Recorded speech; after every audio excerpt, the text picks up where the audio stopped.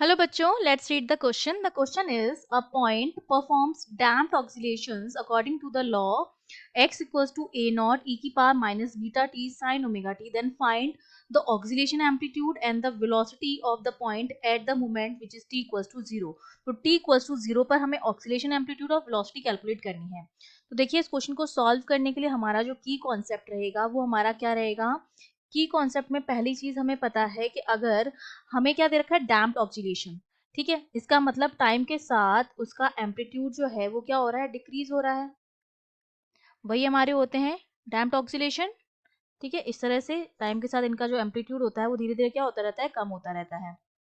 ठीक है, अब देखिए हमें x दे रखा है जो कि हमारा क्या है, डिस्प्लेसमेंट है. हमें वेलोसिटी निकालनी है तो v जो होता है वो dx अपॉन dt के बराबर होता है.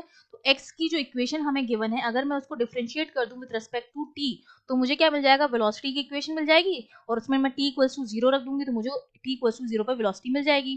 तो देखो v equals to d upon dt और यहाँ पर x की वैल्यू रख देंगे a नॉट e की power minus beta t sine omega T. ठीक है, तो v मेरा आ जाएगा a नॉट ओमेगा e की power minus beta T cos omega T. अब अगर मैं t इक्वल्स टू 0 रखूंगी तो e की पावर माइनस 0 1 होता है और कॉस t 0 जो होता है वो भी आपका क्या होता है, 1 होता है. तो v मेरे पास कितना आ गया, a नॉट ओमेगा के बराबर आ गया at t equals to 0. Velocity जो है हमने कैलकुलेट करनी है. दूसरा हमें निकालना ऑक्सीलेशन एम्पलीट्यूड. तो देखो t इक्वल्स टू 0 पर एम्पलीट्यूड, ये वैलिड स्टेटमेंट है ही नहीं. ठीक है, मीनिंगलेस स्टेटमेंट है जो कि पॉसिबल ही नहीं है.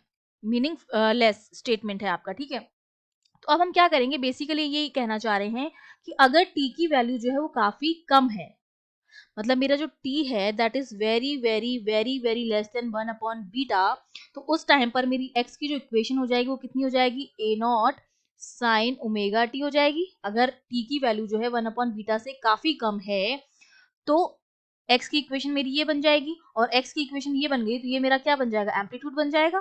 तो मेरा एम्पलीट्यूड जो आ जाएगा t इक्वल्स टू 0 पर वो किसके बराबर आ जाएगा, a नॉट के बराबर आ जाएगा. तो ये हमारा क्या हो गया, इस क्वेश्चन का आंसर हो गया. I hope you understood that. All the best.